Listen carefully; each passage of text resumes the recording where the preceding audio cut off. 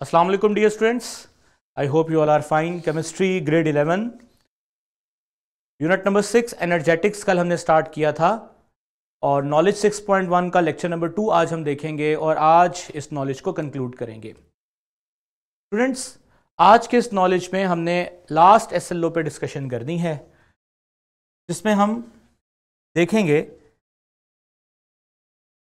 Define करेंगे दरअसल terms को, लाइक स्टैंडर्ड कंडीशंस क्या होती हैं ये तो वैसे में ऑलरेडी पता है।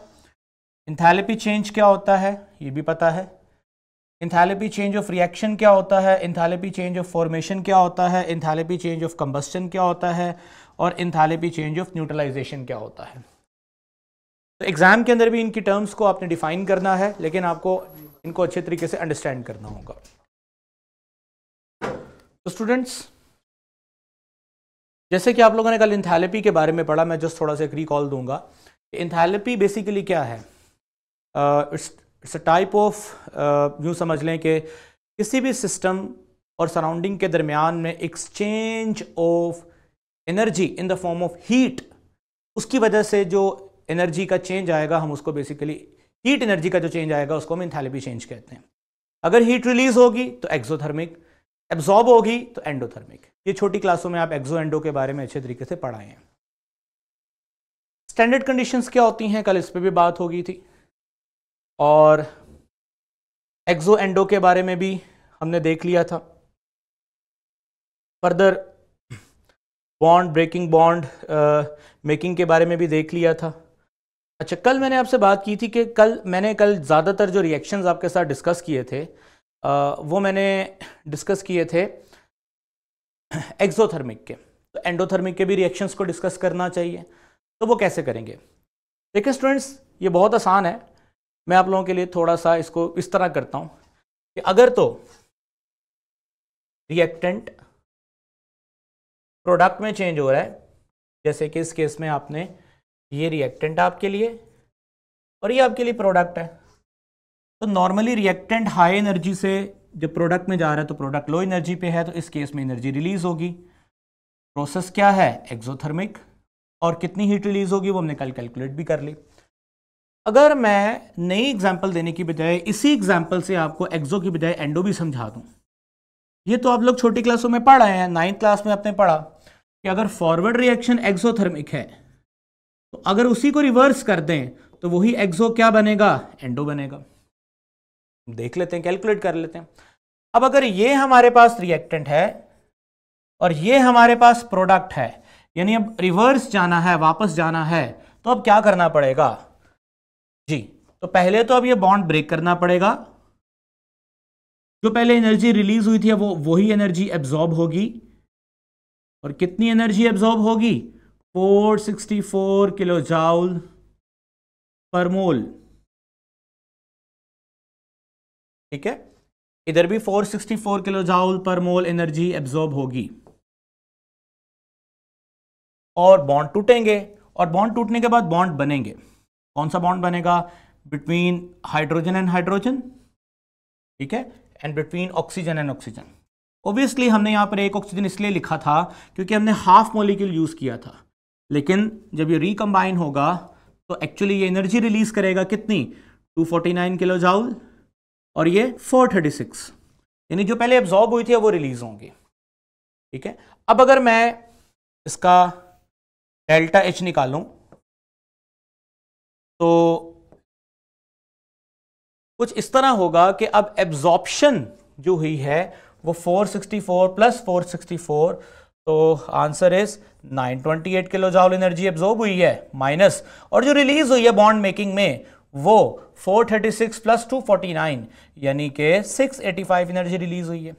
अब इनका डिफरेंस निकालूंगा तो ये आएगा प्लस 243 किलो जूल पर मोल। तो वही प्रोसेस माइनस की बजाय अब साइन किस में आ गया है? प्लस में, यानी एक्सो, और अब ये क्या बन चुका है? एंडो।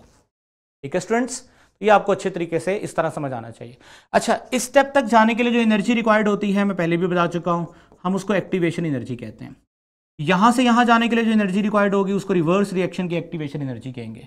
वो कैसे फाइंड करनी होगी? अगर ये आपको कोई फाइंड करने के लिए बोलेगा तो जस्ट आपने इन दोनों को ऐड करना है, और अगर आपको यहाँ तक जाने के लिए, यहाँ से यहाँ जाने के लिए जो बोलेगा एक्टिवेशन एनर्जी कितनी रिक्वायर्ड है, तो आपको जस्ट इनको ऐड करना है, तो वो इनकी एक्टिवेशन एनर्जीज ही आ जाएंगी। आई होप ये आपको क्लियर है। अब आगे बढ़ते हैं, फिर हमने standard enthalpy change of formation कल देखा था, ठीक है, बल्कि सॉरी ये आज हमने देखना है, ये आज के हमारे एसएलओज हैं जिसमें हमने standard enthalpy of formation, standard enthalpy of combustion, standard enthalpy of reaction, इनको देखना है। और बाकी फिर हम स्टैंडर्ड एंथैल्पी ऑफ न्यूट्रलाइजेशन, इन तमाम बातों को देखेंगे। तो मैं सबसे पहले स्टार्ट करूंगा, सबसे मुश्किल टर्म को पहले समझाऊंगा, standard enthalpy change of a neutralization. Standard के वर्ड को थोड़ा सा मैं रिकॉल कर दूं, जैसे कि मैंने कल भी आपको बताया था कि जब भी आप लिखते हैं डेल्टा एच आर नॉट 298, अब यहां पर डियर स्टूडेंट्स, यहां पर जो delta, capital Greek letter delta means change, ठीक है, और इसी तरह द टाइप ऑफ रिएक्शन, यहां पर टाइप ऑफ रिएक्शन में आर सी एफ, यहां पे हम लिखते हैं कि ये किस टाइप का रिएक्शन है। अगर रिएक्शन है नॉर्मली तो हम उसको आर लिखेंगे, अगर कंबस्शन है तो सी लिखेंगे, अगर फॉर्मेशन है तो एफ लिखेंगे।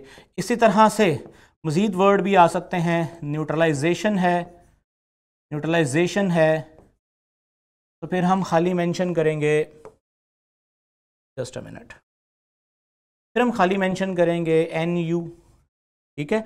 और अगर सॉल्यूशन फॉर्मेशन है फिर हम मेंशन करेंगे एस ओ एल, ठीक है। इसी तरह से अगर एटम्स यानी मॉलिक्यूल को उसके एटम्स में ब्रेक करना है तो फिर हम बोलेंगे एटोमाइजेशन, यानी बॉन्ड तोड़ना है, बॉन्ड तोड़ने के लिए जो एनर्जी चाहिए उसे एटोमाइज, यानी मॉलिक्यूल जब अपने एटम्स में चेंज होगा, दिस इज कॉल्ड एटोमाइजेशन, तो उसके लिए यहाँ वर्ड यूज़ करेंगे, ए टी का वर्ड यूज़ करेंगे। अगर यहाँ पर आयोनाइजेशन प्रोसेस हो रहा है, आयोनाइजेशन का प्रोसेस हो रहा है तो आप यूज़ करेंगे ION। चूँकि एसएलओ में सिर्फ ये थे तो मैंने यहाँ पर इसलिए मेंशन किया किताब के अंदर, अदरवाइज आप और भी आपको नॉलेज होना चाहिए कि इस तरह की टर्म्स भी इसके साथ आ सकती हैं, डिपेंड के प्रोसेस कौन सा हो रहा है।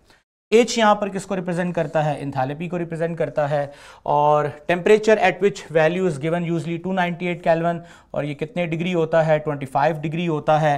दिस इज़ ऑफन ओमिटेड, हम इसको अक्सर नहीं लिखते। और स्टैंडर्ड स्टेट के लिए अगर ये सारा कुछ स्टैंडर्ड स्टेट पे हम कर रहे हैं तो उसके लिए नॉट का साइन लगाया हुआ है, नॉट का साइन लगा हुआ है, इसका ऑटोमेटिकली मतलब है 25 डिग्री पे आप 25 डिग्री पे आप प्रोसेस कर रहे हैं और आपके आसपास जो प्रेशर है एटमॉस्फेयर का वो 1 atm है, ठीक है। तो ये मैंने कल वाली बात को ही रिकॉल कर दिया। अब चलते हैं standard enthalpy change of neutralization, बहुत इंपॉर्टेंट पॉइंट है ये। इसके लिए मैं आपको सिमुलेशन दिखाता हूं पहले, फिर मैं इस पॉइंट को एक्सप्लेन करूंगा। तो सिमुलेशन की तरफ चलते हैं। जी डियर स्टूडेंट्स, तो आपको स्क्रीन पे बेसिकली एक कंटेनर नजर आ रहा है। इस कंटेनर में मैं काम करता हूं, मैं ऐड करता हूं बेस को। मेरे पास डिफरेंट तरह के ऑप्शंस है बेस के, तो मैं फुल स्क्रीन कर लेता हूं, आप देख सकते हैं। मैं यहां पर बेस ऐड करता हूं, लाइक मैं यहां पर NaOH ऐड करता हूं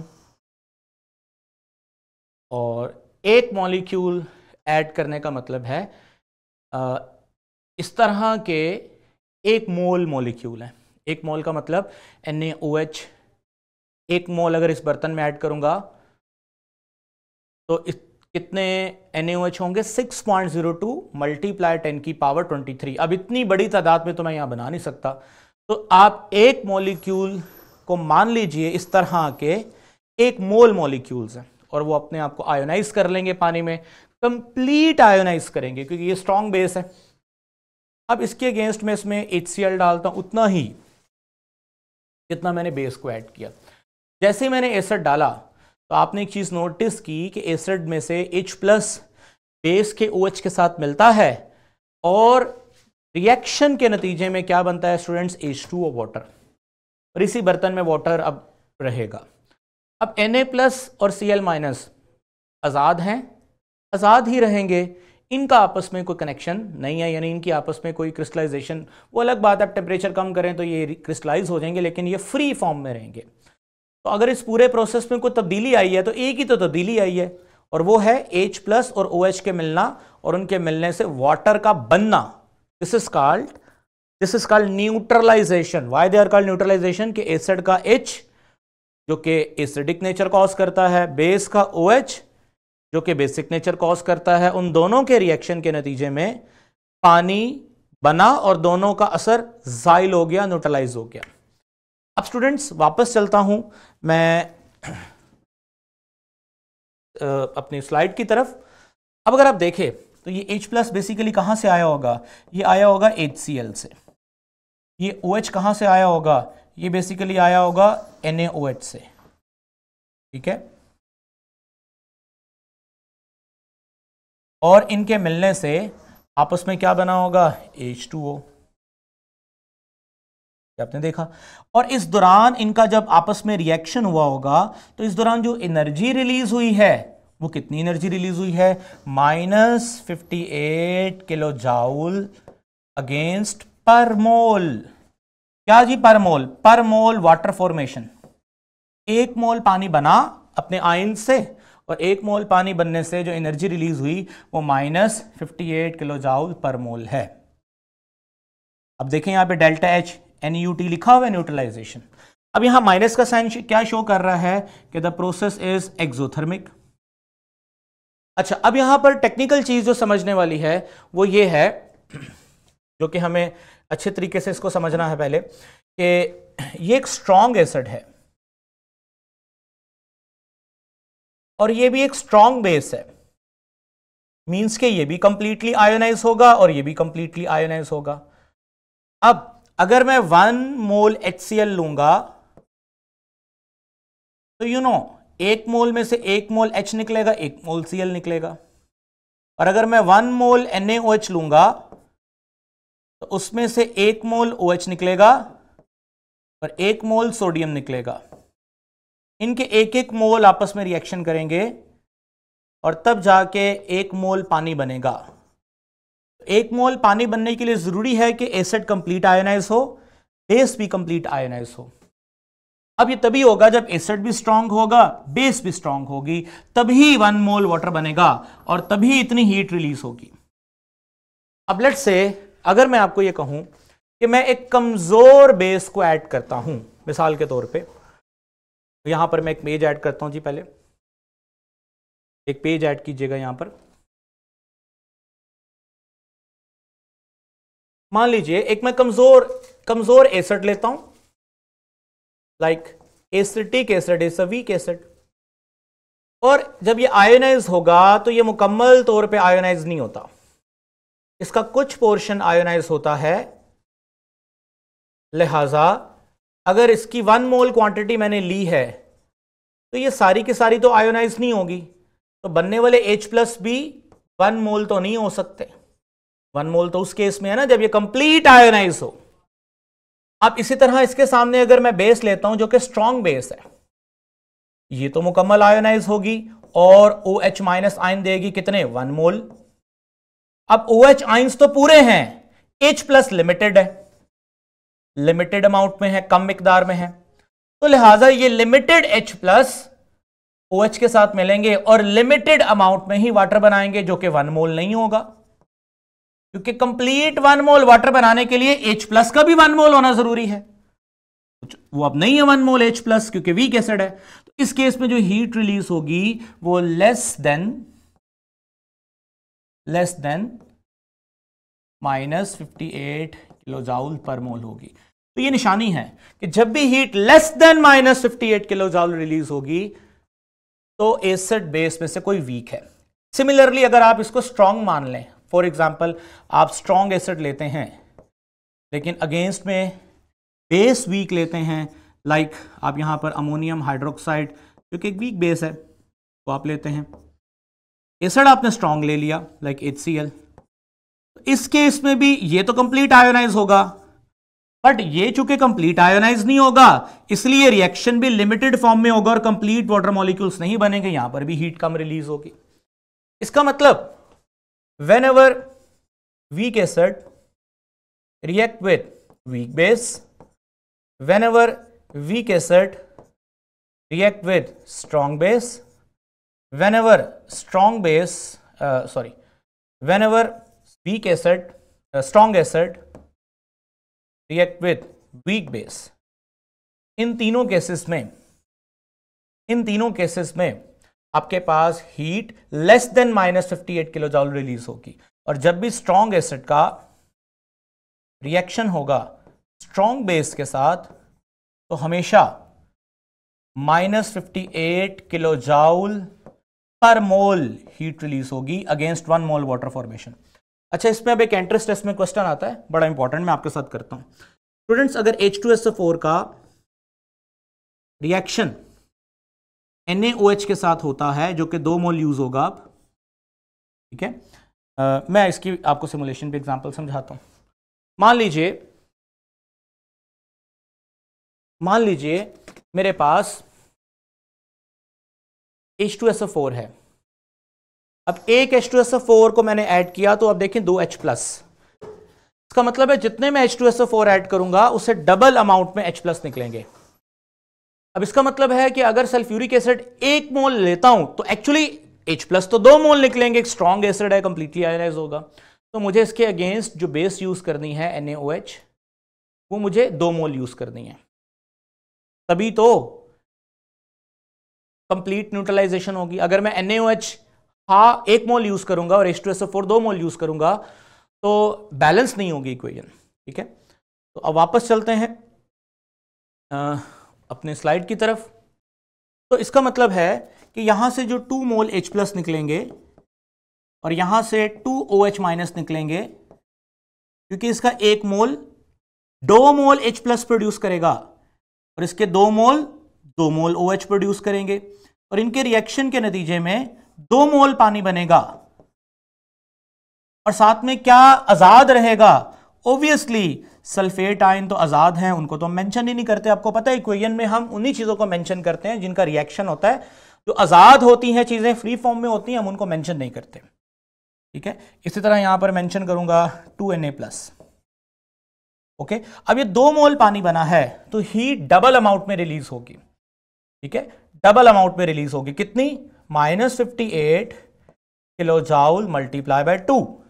लेकिन जब हम इस रिएक्शन के आगे ΔH लिखेंगे तो हम -58 किलो जॉल पर मोल, भाई पर मोल तो -58 किलो जॉल ही है ना, वो अलग बात है कि इसके अंदर 2 मोल पानी बना है, पानी 2 मोल बना है, बट यूनिट की वजह से हम किलो जॉल पर मोल वाटर फॉर्मेशन की हीट लिखने के पाबंद हैं, ठीक है। तो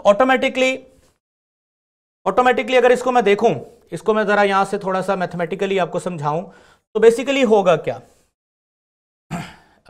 यहां पर एक पेज ऐड कर दें जरा। यहां पर होगा क्या, ये देखें, ΔH -58 किलो जॉल पर मोल हमने लिखा, ठीक है। लेकिन ΔH इस तरह भी कर सकते थे, इसको डबल करें तो -116 किलो जॉल पर 2 मोल, 2 मोल की वजह से इतनी हीट रिलीज होगी, कटेगा तो ΔH कितना रहेगा? -58 किलो जॉल पर मोल। बात वही है। ये बस आपको बताना था कि अगर 2 मोल पानी बने, 3 मोल पानी बने, बट यूनिट वाइज हम इसको ऐसा ही लिखेंगे। आई होप डियर स्टूडेंट्स कि आपको अच्छे से ये क्लियर है। अच्छा, अब मैं यहां पर आपको एक चीज दिखाना चाहता हूं जिससे आपको एक और आइडिया क्लियर होगा। स्टूडेंट्स, कुछ केसेस में ऐसा होता है, मिसाल के तौर पे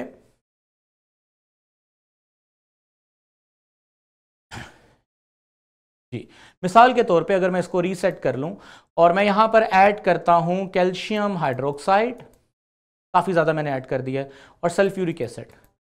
ऑब्वियसली अब इनके रिएक्शन से क्या होगा? H2O तो बनेगा, वाटर तो बनेगा। लेकिन आपने एक चीज नोटिस करनी है, हाँ, अगर मैं यहां पे टेम्परेचर दूंगा तो हीट ज्यादा होगी तो रिएक्शन तेज होगा। यहां पर कैल्शियम और सल्फेट भी आपस में मिल रहे हैं, यानी सॉल्ट बकायदा बन रहा है। पिछले केसेस में तो आपने देखा था ना, सॉल्ट बनता नहीं था, लेकिन आप यहां देखें कैल्शियम और सल्फेट के आपस में टकराव से सॉल्ट प्रेसिपिटेट होने की शक्ल में नीचे बैठ रहे हैं। तो इसका मतलब एसिड बेस के रिएक्शन से 2 केसेस समझ आए। सॉल्युबल साल्ट भी बन सकता है और इनसॉल्युबल साल्ट भी बन सकता है। और अगर इनसॉल्युबल साल्ट बना लाइक कैल्शियम सल्फेट, जैसे कि मैंने एग्जांपल दी, तो उस केस में आप इक्वेशन में बकायदा फिर इस चीज को मेंशन भी करोगे। जैसे मैं इक्वेशन आपको लिख के दिखाता हूं जी, ठीक है। मिसाल के तौर पे calcium hydroxide react with H2SO4। इस केस में कैल्शियम सल्फेट तो बना, आपने देखा, और साथ में 2 वाटर मॉलिक्यूल भी बने। अब इस केस में, इसके केस में भी एनर्जी रिलीज होगी और कैल्शियम सल्फेट की भी एनर्जी रिलीज होगी। प्लस माइनस के मिलने से लैटिक्स एनर्जी एक नाम होता है, आपने इस चैप्टर के आगे पढ़ना है, वो लैटिक्स एनर्जी भी रिलीज होगी। तो अब यहां पर इस केस में डेल्टा H -58 वाली जो कहानी है वो अप्लाई नहीं होगी, क्योंकि अब उसके अंदर लैटिक्स एनर्जी भी शामिल हो गई है, तो यहां वैल्यू बहुत ज्यादा बढ़ जाएगी।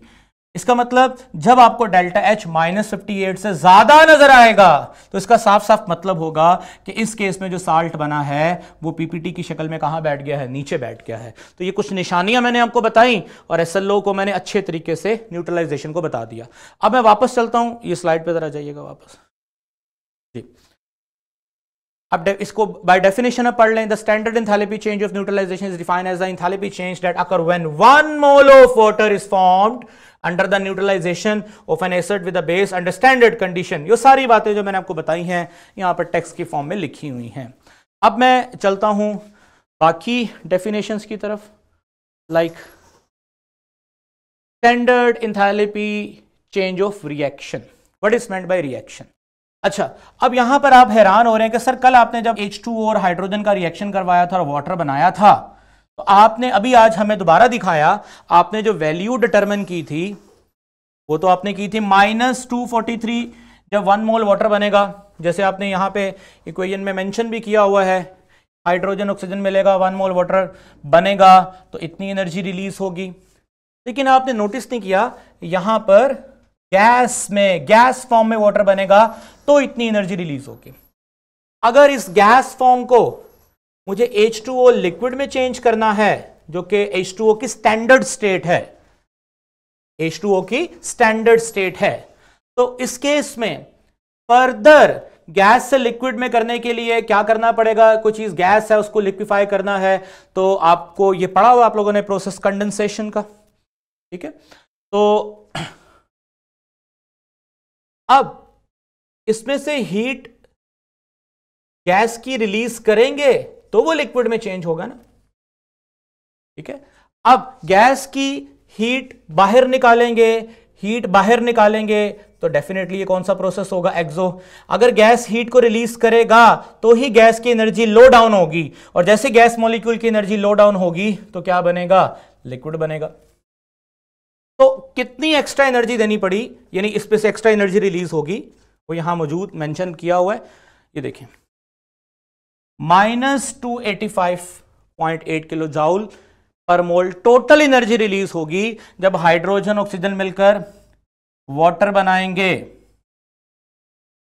और जो वाटर बनेगा वो गैस की फॉर्म में नहीं बनेगा बल्कि किसकी फॉर्म में बनेगा, लिक्विड की फॉर्म में, ठीक है। तो जब लिक्विड की फॉर्म में वाटर बनेगा तो उस केस में -243 किलो जॉल एनर्जी रिलीज नहीं होगी बल्कि कुछ एक्स्ट्रा एनर्जी रिलीज होगी। अब इसका डिफरेंस निकाल लें, आप इसका डिफरेंस निकाल लें, ऑलमोस्ट ये कोई 6-7 किलो जॉल का डिफरेंस आएगा, जो कि एक्चुअली वो एनर्जी है जो H2O गैस को, H2O गैस जब H2O लिक्विड में चेंज होगा तो उस दौरान ये रिलीज होगी, ठीक है। अब चलते हैं आगे जी। Standard enthalpy change of formation, what is meant by formation, लफ्ज को समझ लें। फॉर्मेशन बड़ा, इसको समझाना बड़ा आसान है। जब कभी हीट रिलीज हो, जब कभी हीट रिलीज हो, रिएक्टेंट आपस में रिएक्ट करें, मसलन रिएक्टेंट ए रिएक्टेंट बी आपस में रिएक्ट करें और प्रोडक्ट बने ए बी। अब ये चीज कोई बनी है और बनने वाली चीज की शर्त है कि वो कितने मोल होनी चाहिए, 1 मोल।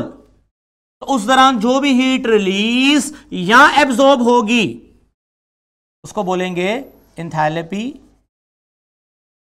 Enthalpy change of formation, enthalpy change of formation. शर्त क्या है, कंडीशन क्या है कि प्रोडक्ट कितने मोल होना चाहिए, 1 मोल। अब आपके सामने मैं एक काम करता हूं, एक इक्वेशन लिखता हूं, आपने मुझे बताना है। For example H2 plus O2 you will get H2O को बैलेंस कर देते हैं, ठीक है। डेफिनेटली ये गैस है, ये भी गैस है और ये लिक्विड है, और यहाँ डेल्टा H। अब मैं लिखता हूँ H2 plus half O2 and I will get H2O liquid form में, यहाँ डेल्टा H लिख देता हूँ। अब आप इन दोनों रिएक्शंस को देखो, बना दोनों में वाटर है, लेकिन स्पेसिफिकली केस 2 के अंदर अगर आप नोटिस करो तो प्रोडक्ट वाटर कितने मोल है, 1 मोल। बैलेंस केमिकल इक्वेशन के मुताबिक प्रोडक्ट अगर 1 मोल बनेगी तो ऐसी इक्वेशन को हम इक्वेशन ऑफ फॉर्मेशन भी कहते हैं, और इस ऐसी इक्वेशन के नतीजे में जो हीट रिलीज होती है उसको बेटा एंथैल्पी ऑफ फॉर्मेशन भी कहते हैं। अच्छा, रिएक्शन, ऊपर वाला रिएक्शन हुआ है, एक सर्टेन अमाउंट के अंदर रिएक्टेंट आपस में रिएक्ट कर रहे हैं, एक सर्टेन अमाउंट के अंदर रिएक्टेंट्स ने आपस में रिएक्ट किया और एक सर्टेन अमाउंट के अंदर प्रोडक्ट को बना दिया। अब सर्टेन अमाउंट आएगी जिसमें ये रूल नहीं अप्लाई हो रहा कि प्रोडक्ट 1 मोल ही बननी चाहिए, एक से ज्यादा मोल भी बन सकती है, तो वो है enthalpy of reaction. I hope कि आपको ये एंथैल्पी ऑफ रिएक्शन समझ आ गया। अगर मैं आपसे पूछूं magnesium plus oxygen, I will get magnesium oxide. Balance नहीं है इक्वेशन, बैलेंस करना पड़ेगा, यहां 2 लगा देते हैं, यहां 2 लगा देते हैं। लेकिन अगर मैं इक्वेशन को ऐसे लिखूं, मैग्नीशियम O2 मैग्नीशियम ऑक्साइड, मुझे मैग्नीशियम ऑक्साइड 1 मोल चाहिए, क्योंकि मुझे प्रोडक्ट इसकी formation, enthalpy of formation mention करनी है। तो मुझे अभी इक्वेशन को ऐसे बैलेंस करना है कि मैं प्रोडक्ट को डबल ना करूं, प्रोडक्ट 1 मोल ही रहे। तो अब यहां पर 1/2 लगा दूंगा, डेफिनेटली 2 से कैंसिल हो जाएगा, ऑक्सीजन 1, उधर भी ऑक्सीजन 1, यानी रिएक्टेंट साइड पे ऑक्सीजन 1, प्रोडक्ट साइड पे भी ऑक्सीजन 1, एक मैग्नीशियम एक magnesium balance. This is called delta HR and this is called delta HF। किसी भी प्रोडक्ट का अपने एलिमेंट्स के मिलने के बाद बनना, उस दौरान जो भी हीट चेंज होगी, एंथैल्पी में चेंज आएगा, प्लस माइनस की शक्ल में एक्सो भी हो सकता है, ये प्रोसेस एक्सो भी हो सकता है और ये प्रोसेस एंडो भी हो सकता है। आई होप स्टूडेंट्स कि आपको इसकी टेक्निकलिटी समझ आ गई हैं, और यहाँ ये क्यों चेंज है ये भी मैंने आपको बता दिया, क्योंकि यहाँ पे लिक्विड के फॉर्म में वाटर बन रहा है। अब आखिरी डेफिनेशन हमारी रह गई है, उसके बाद हमारा ये लेक्चर खत्म हो जाएगा। लास्ट डेफिनेशन क्या है, enthalpy of combustion. Very easy, whenever 1 mole of organic compound, condition क्या है यहां पर, ऑर्गेनिक कंपाउंड 1 मोल होना चाहिए, ज्यादा नहीं। 1 मोल ऑर्गेनिक कंपाउंड को बर्न करने के लिए जितनी भी ऑक्सीजन चाहिए लगा दो, सारा ऑर्गेनिक कंपाउंड बर्न होना चाहिए, और उसके लिए एक्सेस अमाउंट में ऑक्सीजन लगाओ आप। बर्न होने के बाद, 1 मोल ऑर्गेनिक कंपाउंड बर्न होने के बाद जितनी भी हीट रिलीज होगी वो क्या कहलाएगी, एंथैल्पी ऑफ कंबस्शन। और एंथैल्पी ऑफ कंबस्शन हमेशा क्या होगा बेटा, एक्सो। एंथैल्पी ऑफ रिएक्शन, यहां पर ये C की बजाय R आना है, इसको ठीक कर लीजिएगा। एंथैल्पी ऑफ रिएक्शन एक्सो भी हो सकता है, एंडो भी हो सकता है। एंथैल्पी ऑफ फॉर्मेशन एक्सो भी हो सकता है, ठीक है। एंथैल्पी ऑफ फॉर्मेशन एक्सो भी हो सकता है, एंडो भी हो सकता है, रिएक्शन एक्सो भी हो सकता है, एंडो भी हो सकता है। कंबस्शन हमेशा क्या होगा, एक्सो होगा। SLO हमारा कंप्लीट हो गया, हमने इन टर्म्स को अच्छे तरीके से टेक्निकली डिफाइन कर लिया। किसी भी किस्म का कोई क्वेश्चन है किसी बच्चे का, क्लास में अगर किसी को समझ नहीं आया आप मेरे से पूछें, मैं आपको अच्छे तरीके से गाइड करता हूं। जी ठीक है, क्लियर है जी, ओके ओके।